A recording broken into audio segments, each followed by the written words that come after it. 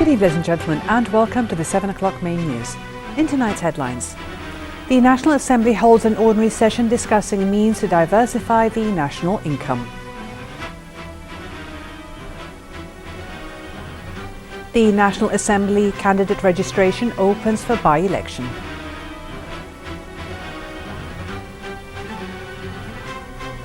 Iran commits to reaching an agreement with world powers in ongoing talks about Tehran's nuclear program.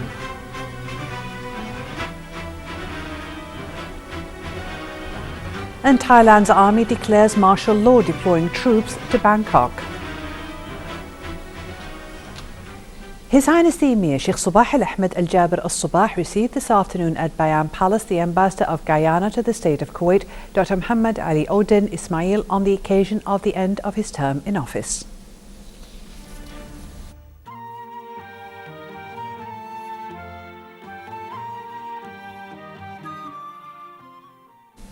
His Highness the Emir Sheikh Sabah Al Ahmed Al Jaber Al Sabah received this morning at Bayan Palace the chairman of the Kuwait Society for the Advancement of Arab Children, or the KSAAC, and chairman of the project's Higher Supervisory Committee, Dr. Hassan Ali Al Ibrahim, and its members. The KSAAC chairman and the project's committee members presented His Highness the Emir with a study on the project of solidarity responsibility in the Kuwaiti educational system. His Highness the Emir Sheikh Sabah Al Ahmed Al Jaber Al Sabah sent today a cable of congratulations to His Excellency the President of the Republic of Cameroon, Paul Biya, on the occasion of his country's National Day. His Highness the Crown Prince Sheikh Nawaf Al Ahmed Al Jaber Al Sabah also sent a cable of congratulations to His Excellency the President of the Republic of Cameroon on the occasion of his country's National Day. His Highness Sheikh Jabir Al Mbarak Al Hamad Al Sabah, the Prime Minister, also sent a similar cable of congratulations. The representative of His Highness the Emir Sheikh Sabah Al Ahmed Al Jaber Al Sabah, Minister of Information and Minister of State for Youth Affairs, Sheikh Salman Al Sabah Al Salim Al Hamoud Al Sabah, today attended the 13th edition of the Arab Media Forum being held in Dubai.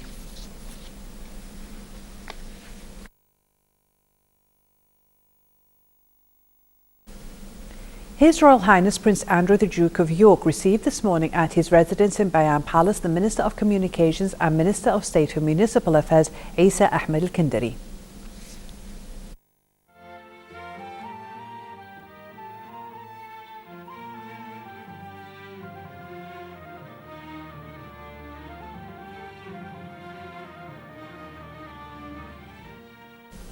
The Duke of York also received the Minister of State for Cabinet Affairs and Acting Minister of Justice, Sheikh Mohammed Abdul Mbarak Al Sabah. The meetings were attended by the head of the accompanying mission of Honour, Governor of Al Ahmadi, Sheikh Fawaz Al Khalid Al Hamad Al Sabah. His Royal Highness Prince Andrew the Duke of York met today at his residence in Bayan Palace with the chairman of the Small Sized Enterprise Support Initiative Fund, Dr. Mohammed Zuhair. The meeting was attended by the head of the accompanying mission of Honour, Governor of Ahmadi Governorate, Sheikh Fawaz Al Khalid Al Hamad Al Sabah.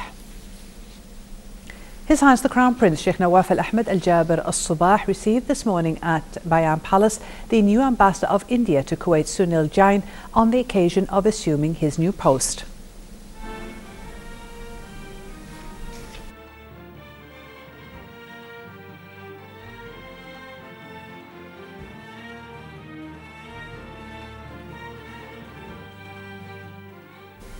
His Highness the Crown Prince then received the new Ambassador of Honduras to Kuwait, Nelson Garcia, on the occasion of assuming his new post.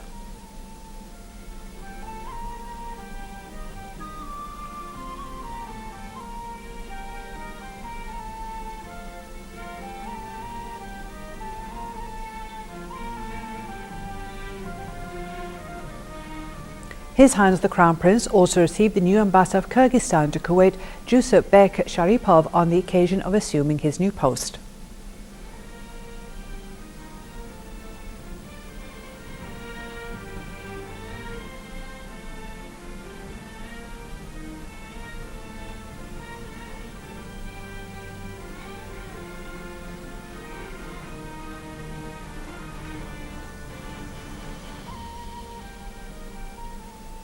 His Highness the Crown Prince later received the new ambassador of the Republic of Korea to Kuwait, Shin Bonam, on the occasion of assuming his new post.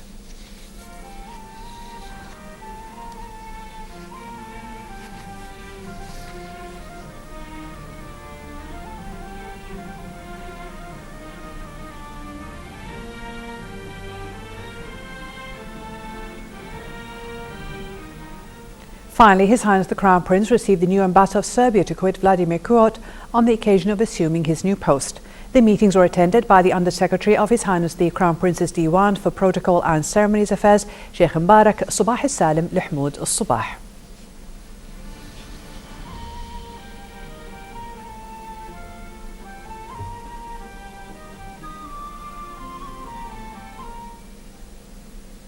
The National Assembly held its ordinary session under the chairmanship of Parliament Speaker Marzouk Ali Al-Ghanem.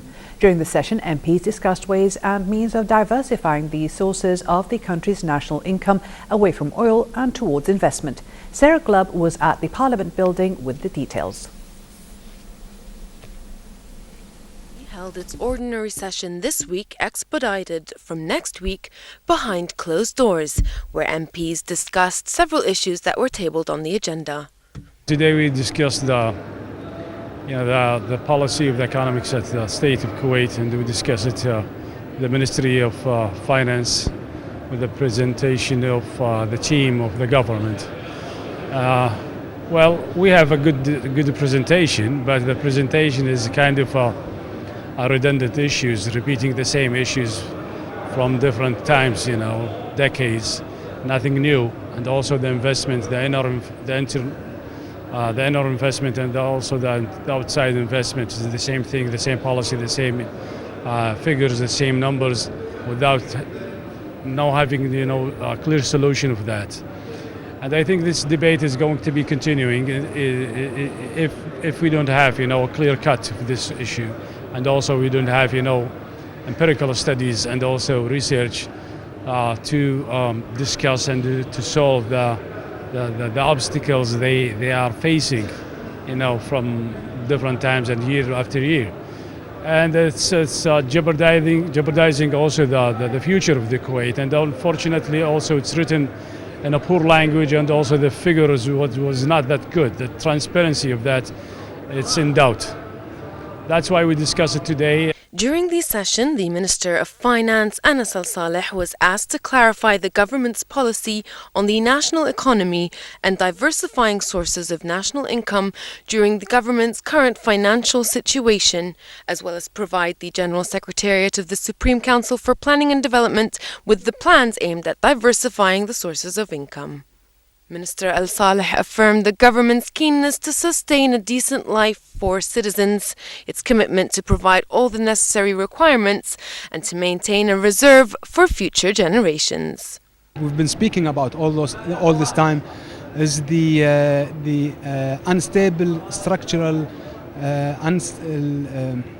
budgets, the structure of the budget, and where we said and clearly said that we have to revise the current expenditure in general.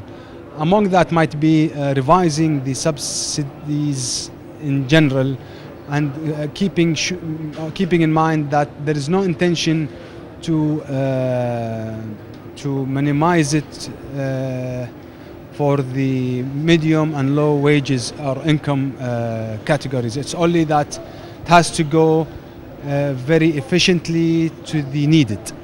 During the session, Under-Secretary of the Ministry of Finance, Khalifa Hamada, said that the general revenues of the state are divided into two parts: oil revenues that average 8.91% and non-oil revenues, the percentage of which amounts to 2.8%.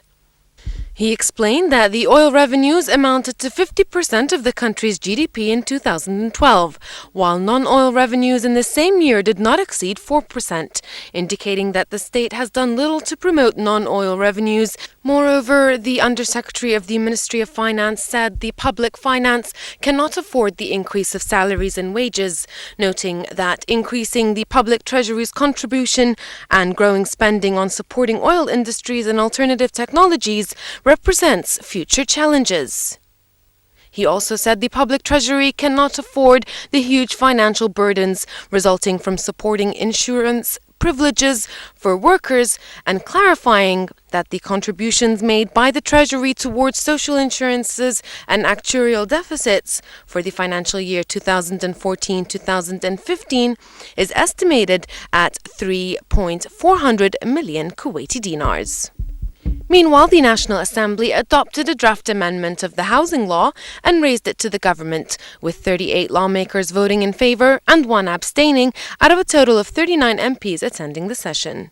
It's not the final, it's going to be the first one. We have amendments and also a minor change in the law, so it's going to be probably tomorrow. We just approved is regarding the loan, the loan of having 5% or 10% for the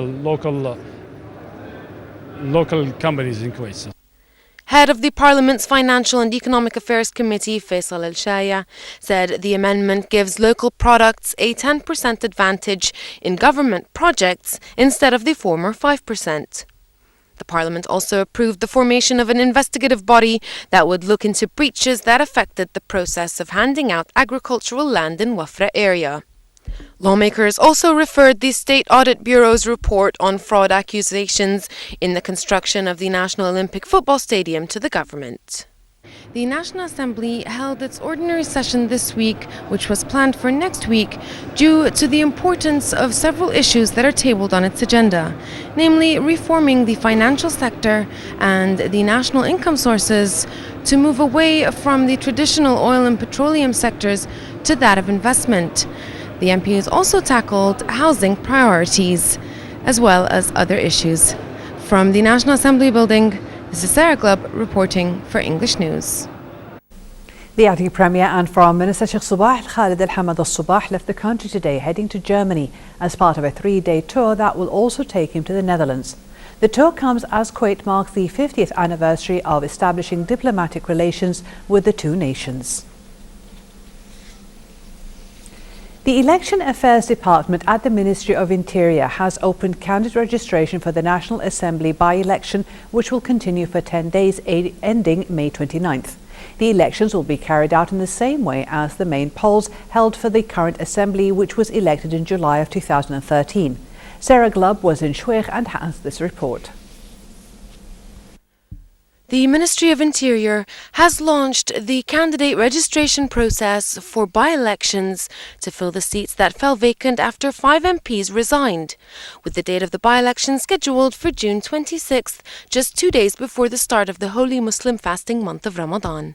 First of all, I would like to announce this is the beginning of the process of the supplemental election for the National Kuwaiti Assembly. For the vacant seat in the 2nd and 3rd and 4th electoral circuits. This process will begin today until the 29th of May, 10 continuous days. So those who desire to nominate themselves, they have to attend the election department and Ministry of Interior. Bringing with them, what they call the requirement, bringing with them the Kuwaiti national certificate, the original Kuwaiti national certificates, and the fee for we call it the insurance fee, 50 KD, and 2 personal pictures. And this is mainly the requirement for the registration. Today.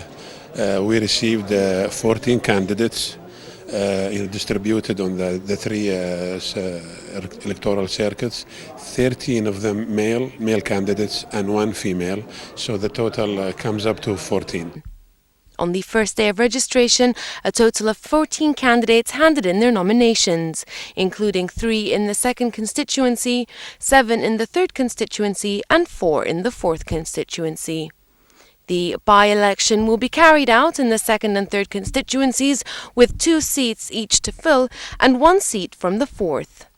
First of all, I was a member in the dissolved parliament number 2. So I spent 6 months in the parliament. I did a lot of work in there. There are a lot of issues that I have suggested in there, still in the drawers. With God's help, when I win, not if I win, when I win, I will take these suggestions and I put them into work, and hopefully it will be good for the country and for the whole population. The 5 seats became vacant after opposition MPs Riyad al-Adsani, Abdul Karim al-Kandari, Hussein Gouwayan, Ali Rashid and Safa al-Hashim resigned. There is a short time, and there is a lot of paperwork has to be done after that. Plus, I cannot advertise that I am a candidate unless I register. So if I don't register today, I cannot advertise as a candidate. The parliament is running the whole country. If you don't select who you think is the good people, believe me, someone else will go in, and he's going to be either bad or even worse. So it's your choice. You want the good or the bad, it's your selection. The Interior Ministry reminded that candidates wishing to contest in the election should be Kuwaiti by birth, at least 30 years of age, and know how to read and write Arabic. They should also not possess a criminal record unless they have been rehabilitated. Almost 1 year later, and the Election Affairs Department at the Ministry of Interior has opened its doors for candidates to register in the National Assembly by-elections, where 5 MPs will be elected to fill the vacant seats left in the 2nd, 3rd and 4th constituencies. From the Election Affairs Department in Shuwaykh, this is Sarah Gleb reporting for English News. Syrian opposition activists said today that forces loyal to President Bashar al-Assad dropped a chlorine bomb on the rebel-held village of Kafar Zeta, killing a teenager, the 6th alleged poison gas attack there in 2 months. The attack came as Russia and China denounced attempts to push for military intervention in Syria, in a statement declaring they support efforts of the Syrian government and international community to promote the successful completion of the process of destroying Syria's chemical weapons. Meanwhile, Russia said it will veto a UN resolution to refer the Syrian conflict to the International Criminal Court if it comes to a vote in the Security Council, with China expected to follow suit. Nearly 60 countries already announced their support for the measure. The Security Council is expected to vote on Thursday. Iranian Foreign Minister Mohammad Javad Zarif has insisted that reaching a final nuclear deal with world powers is still within reach. His comments came today after Iran and 6 world powers, that's Britain, China, France, Russia, the United States and Germany, ended a 4th round of nuclear talks in Vienna on Friday, with little progress to report. An Iranian Foreign Ministry spokesperson also told media at a news conference in the Iranian capital today that Tehran was fully determined to reach a win-win agreement with the world powers. The deal, if reached, would curb Iran's nuclear program while ending sanctions on Tehran. On July 20th, an interim deal under which Iran curbs uranium enrichment in return for the lifting of some Western sanctions is due to expire, while the negotiations are due to resume in the Austrian capital next month. Pro-Russian separatists continue to exchange fire with government forces on the outskirts of the eastern Ukrainian city of Sloviansk overnight. There were no reports of fatalities as a result of the violence. While unrest continues in eastern Ukraine, Russian army units started dismantling their summer camps in the border region today, in line with President Vladimir Putin's order. The Russian forces in the Bryansk, Belgorod and Rostov regions were set to march back to their home bases after Putin ordered the retreat yesterday, in a move aimed at easing tensions with the West over Ukraine. The Thai military has imposed martial law amid a political crisis to preserve law and order, but says the surprise move is not a coup. The military deployed troops into the heart of Bangkok in a dramatic move it said was aimed at stabilizing the Southeast Asian country after 6 months of turbulent political unrest. The surprise action, placing the army in charge of public security nationwide, came amid deepening uncertainty over the nation's fate, and 1 day after the caretaker prime minister refused to step down in the face of long-running anti-government protests. In response, the acting prime minister urged the army to act under the constitution with no violence.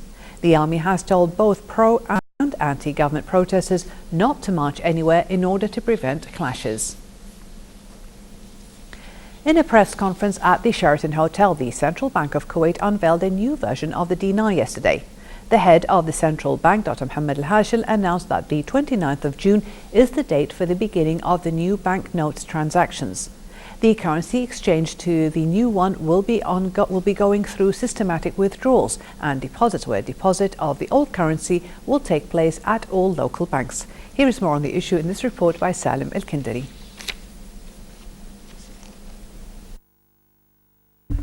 The head of the central bank, Dr. Mohammed Al-Hashil, revealed in a press conference at the Sheraton yesterday about a new Kuwaiti dinar edition to be in public use within a month. The governor of the bank assured that there has been an approved systematic process with all the local banks about the way of exchanging the current banknotes into the new one. Approximately, the bank had set June 29 the date to launch the new edition of the Kuwaiti dinar banknotes. The sixth edition of the Kuwaiti dinar series consists of highly developed technology used to prevent any counterfeiting activities in the future. The banknotes use the most advanced security features available in banknotes printing industry, such as color-changing ink and geometric shapes that become visible only when a note is tilted. The artwork of the notes portrays a window on Kuwait's people, history, economy, heritage, and culture, and stands out for aspirations of all generations towards progress and prosperity. All local banks are cooperating with the central bank in order to shift the currency exchange smoothly. From the Sheraton Hotel, this is Salim Kindari reporting for the English News. And moving to local financial news, the three main indices of the Kuwait Stock Exchange were mixed by the end of today's trading session, with the price index gaining 31 points to reach 7,379 points. The KSX 15 index, however, lost 10 points and settled at the level of 1,191 points. The share of the Flex Resorts and Real Estate Company was the top gainer of the day, while that of the United Projects Group was the top decliner by the end of the session. Dar al-Athar al-Islamiyya recently celebrated the second annual International Museum Day, which comes on May 18th every year at the Amrikani Cultural Centre. The theme of the International Museum Day this year was Museum Collections Make Connections. Our correspondent Hiba Abdurrahman was there with this report.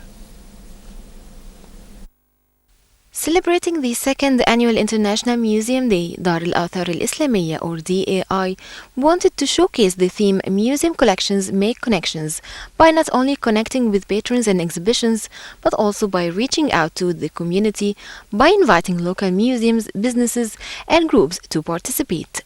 Today, we're celebrating International Museum Day. This is the second annual International Museum Day for Dar al-Athar al-Islamiyya. Now, International Museum Day is set up by ICOM, which is the International Council of Museums. It's an international body that governs, and they're the ones that set up the day for International Museum Day. The theme for this year is Museum Collections Make Connections. So what we've done, Dar al-Athar al-Islamiyya, to help represent that theme is that we've invited many of the institutions here, local institutions and museums, local businesses and entrepreneurs, the community itself, as well as other hobbyist groups. So currently right now from the museums that are participating with us are the Sadu House, the Kuwait National Museum, the Kuwait Historical Car Museum, as well as the Uthman Museum. So for us, this is our way of bringing them and hosting them all together under our roof and allowing everyone that comes to come and enjoy Museum Day that's all over Kuwait, not just Dar al-Athar al-Islamiyya, but represented all throughout Kuwait. In terms of making connections also with our local entrepreneurs, we've created a pop-up shop, which we're calling Souk Jibla. And what we did is we invited local businesses and entrepreneurs, ones that predominantly are used through Instagram, and we've invited them and we've asked them to showcase what they do, sell their goods, to teach people about what they do. The event included plenty of activities for the whole family to celebrate and enjoy, such as an outdoor market, which is called Souk Jibla, for local and small medium enterprises to sell and promote their goods and services. Children's activities, a new poster exhibition by junior docents, 3 theater plays, fabric workshop, calligraphy workshop, henna workshop, books art, and clay wood breaking. The Sado House, Kuwait National Museum, Uthman Museum, the Historical Vintage and Classic Cars Museum of Kuwait, and Boutique 33 set up interactive booth and participated in a special roundtable discussion. Under the title Museum Collections Make Connections, Dar al-Athar al-Islamiyya or DAI celebrates the International Museum Day for the second year on a row with variable and many activities and events that attract all genders and ages. From the Americanic Cultural Center, this is Heba Abdulrahman reporting for English News. For a chance to see our reports again, please visit our YouTube channel at MOI Kuwait News. And to recap tonight's news, here are the headlines once again. The National Assembly holds an ordinary session discussing needs to diversify the national income. The National Assembly candidate registration opens for by-elections.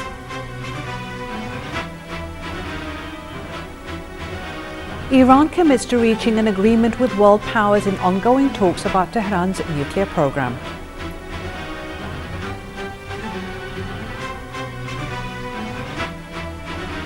And Thailand's army declares martial law deploying troops to Bangkok. Thank you for joining us.